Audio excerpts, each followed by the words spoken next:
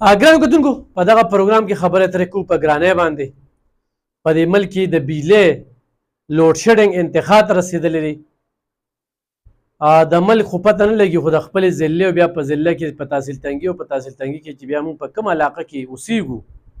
نو په شواروز کې 4 غنټې بجلي دا د کم انصاف دی. خلک بیلونه هم ورکوي او د هغوی مطابق یې ورکوي، د هغوی پکې 11 قسمه غونډه ټیکس هم ورکوي او د هغې باوجود په دې ملک کې بجلي نشته دی. لکه دا څه دي ګراني؟ نوم یې سیز ګرانېږي ورځ تر ورځه، او څه خودساخته ګراني ده، او څه ملاوټ شوده څیزونه خرڅېږي، په دغې باندې څه چک بیلنس نشته. بل مهمه خبره چې تاسو ته کوم ګرانو کتونکو، هغه خو د انتظامي بېحسي ده، لاپروایي ده. نو ورسره پټرول موږ ته 10 روپۍ ارزان کي، نه 20 روپۍ ګران کي. یو ډرامه دی خلکو سره دی ملک روانه کړې ده په ملکي کچ باندې. خو زه دې حکمرانانو ته دا وایم چې ستاسو مراعاتو کې ورځ تر ورځه اضافه کیږي. تاسو په دې ګرمۍ کې لوی لوی کوټونه اچولي وي، د ستاسو پروا نشته. قوم طرف ته تاسو توجه نه کوئ. قوم دې وخت کې ذلیل او خوار او په خودکشو باندې مجبوره دی. او بیا ستاسو د وړاندې د بنګلادیش حالات مخې ته راغلل چې په بنګلادیش کې څه شو. لکه تاسو موږ له څه جواز را پیدا کوئ چې IMF موږ قرضدار یو، د IMF نه قرضه تاسو د څه دپاره اخلئ؟ د قام دپاره اخلئ؟ په قام یې لګوئ، د خپلو مراعاتو دپاره اخلئ. نن په سوشل میډیا باندې زه خبرې ګورم چې د هغه خلاف کاروي کېږي او د هغه خلاف کاروي کېږي. دا خبره تاسو په خپله بغاوت طرف ته بوځئ. الله دې زموږ ملک د دغه شان بغاوت نه او د دغه شانتې لا قانونیت نه بچ کړي. خو زه دې حکمرانانو ته وایم چې په دې خپلو پالیسو باندې نظرثاني وکړئ. زه دې ادارو ته وایم چې دې وخت کې په قام را ټیټه کړې ده، قام هم چې کم پریشانه کړی دی. نن ورځ تر ورځه د دې ملک نه خلکه تښتي، په پاسپورټ دفتر کې قطارونه ولاړ دي، او بیا هغه ملک کې موږ ژوند کوو چې پاسپورټ والا ته پاسپورټ نشي ور رسولی. د پاسپورټ کاغذ ختم شوی دی، مشینرو کار پرېښودو، او چې چاله 1 میاشت نیټه ورکړې نو په 6 میاشتو کې ورته پاسپورټ نه میلاویږي. نن په دې ملک کې عمرې ارزانه شوې، خو چې چا سره زوړ پاسپورټ وي، نوی پاسپورټ والا عمره نشي کولی، ځکه چې یا پاسپورټ جوړوي نه به 6 میاشتې پس راځي، او چې پاسپورټ کاغذ راغی نو بیا به عمرې ګرانېږي. نن هغه ورسیز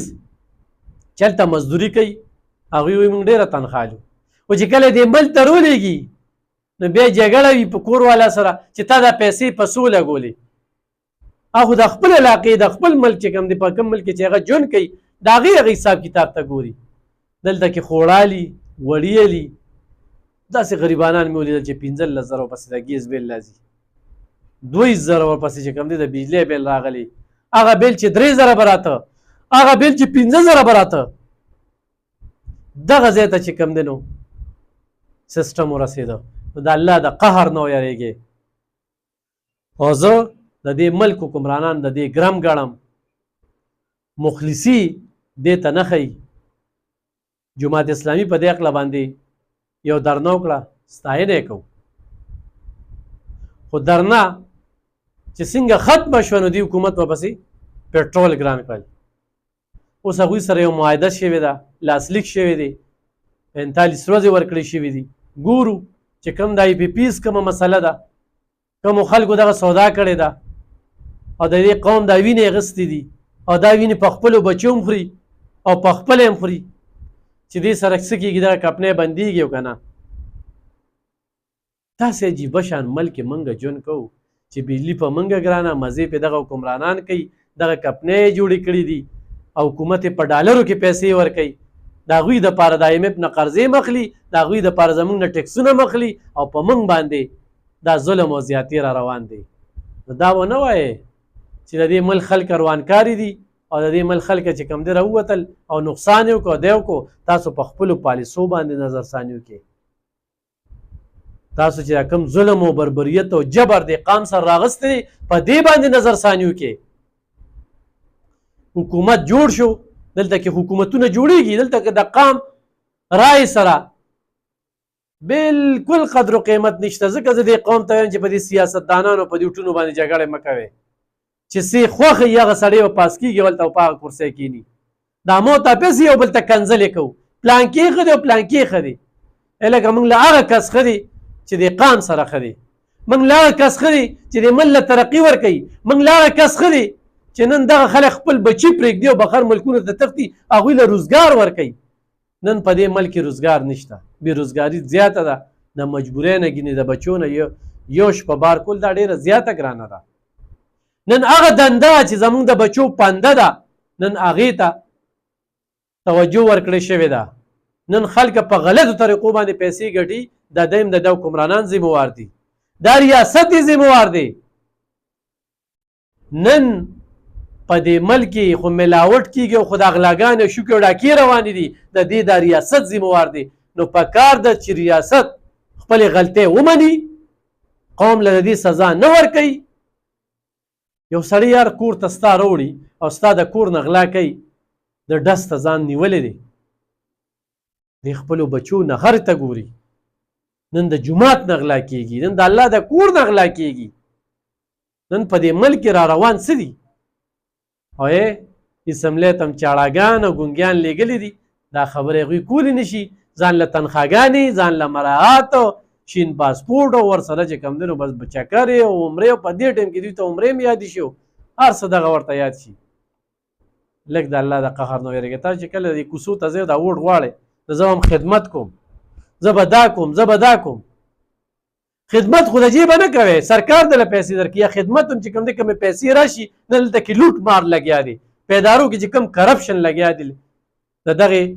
منتخب نمایندګانو په ایما باندې نو تاسو سره پته وي زموږ 400 کې بل ورځ د 80 لکو روپو دوی چې کومه ده نو غیبه شوې ده د 80 لکو روپو دوی هغې باندې ولی محمد صاحب چې کوم دی دلته کې یو تکړه سیاسي ورکر دی هغه به پریس کانفرنس هم کړو د 80 لکو روپو دوی لاړله باقاعده تاسو دا ګاډي وینئ دې ګاډي کې دا د هسپتال نه 80 لکو روپو دوی ځي سزا او جزا خو هم نشته اکشن هم نه اخیستل کېږي